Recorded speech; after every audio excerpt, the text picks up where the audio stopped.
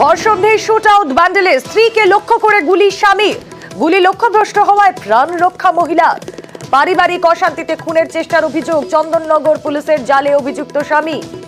কথা বলবো আমাদের প্রতিনিধি সোমনাথ রয়েছেন সঙ্গে। সোমনাথ, শুট আউটের ঘটনা, আর এটা কোনো গোষ্ঠী, কোনো সংঘর্ষ বা কোনো দুষ্কৃতী দৌরাত্ম নয়, একেবারে পারিবারিক দ্বন্দ্ব। প্রশ্নটা হচ্ছে, স্ত্রীকে গুলি করছেন স্বামী, স্বামীর কাছে বন্দুক, গুলি আসছে কোথা থেকে? হ্যাঁ দেখো, সেটাই বড় প্রশ্ন। সাংসারিক অশান্তির জেরে গুলি করলো স্ত্রীকে। সিটি গোল্ডে মোটা চেন গলায় থাকার জন্যই প্রাণে বেঁচে যায় কিষান মালিক ওর স্ত্রী। এবং মঙ্গলবার সন্ধ্যায় ঘটনা ঘটায় ব্যান্ডেল চত্বরে, ব্যান্ডেল এলাকায়। এবং ঘটনাস্থল ওখান থেকে সুচিতা গম্বারা হাসপাতালে চিকিৎসাধীন মহিলা।